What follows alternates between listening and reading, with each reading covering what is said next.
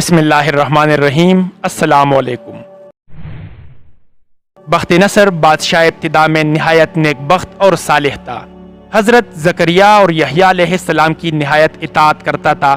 اتفاقاً اس نے ایک عورت سے نکاح کیا جس کے ہمراہ ایک لڑکی نہایت حسینہ و جمیلہ پہلے شوہر سے تھی۔ جب وہ لڑکی سن بلوغ کو پہنچی تو بادشاہ اس کی بہار حسن دیکھ کر فریفتہ اور دیوانہ ہو گیا۔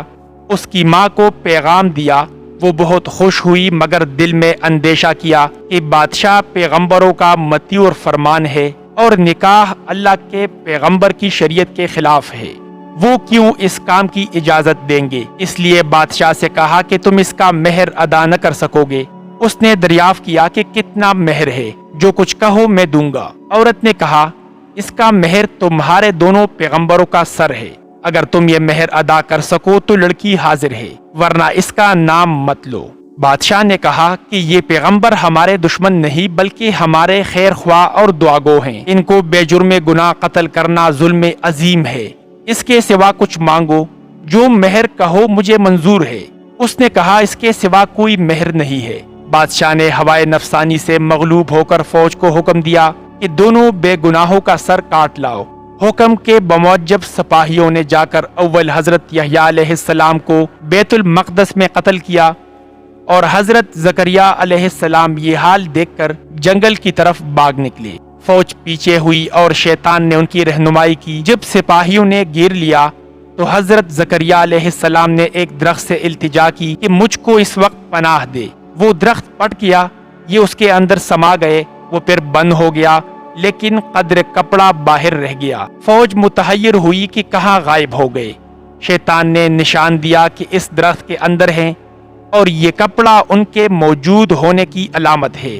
پھر شیطان نے آرا کی ترکیب بتلائی، درخت چیرا گیا۔ جب نوبت آرا کی سر تک پہنچی تو حضرت یحییٰ علیہ السلام نے سسکی بری، حکم الہی نازل ہوا اگر اف کرو گے تو پیغمبری سے خارج کر دیا جاؤ گے۔ تم نے غیر سے کیوں پناہ مانگی؟ اگر ہم سے التجا کرتے تو کیا ہم پناہ نہ دے سکتے تھے؟ اب اس کا مزہ چکو اور چپ سر پر آرا چلنے دو۔ غرض یہ کہ سر سے پاؤں تک جسم چیرا گیا اور حضرت زکریا علیہ السلام نے دم نہ مارا۔ جب دونوں پیغمبر اس بے دردی سے قتل ہوئے تو غضب الہی نازل ہوا، دن تاریک ہو گیا۔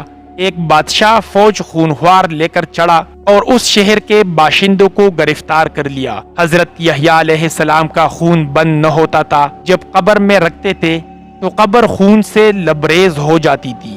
بادشاہ کے لشکر نے قسم کھائی کہ جب تک خون بند نہ ہوگا میں قتل سے باز نہ رہوں گا۔ ہزارہا آدمی تیغ کر دیے لیکن خون بند نہ ہوا۔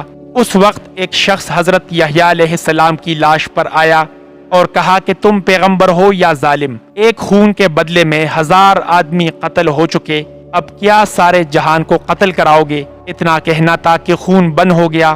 جامع دمشق میں حضرت یحییٰ علیہ السلام کی قبر مبارک ہے۔ غرض اس بیان سے یہ ہے کہ بجز اللہ کے کسی سے استعانت نہ چاہیے کہ جب ایک نبی کو بھی اللہ تعالیٰ نے بطور تنبیہ کے آرے سے چروا دیا تو ہماری حیثیت کیا ہے؟ چنانچہ اس لیے اس واقعے سے سبق حاصل کرتے ہوئے ہمیں چاہیے کہ نہ تو کبھی کسی پر کوئی ظلم کرے اور نہ اللہ کے سوا کسی سے مدد مانگے۔ اللہ تعالی ہم سب کو عمل کرنے کی توفیق عطا فرمائے، آمین۔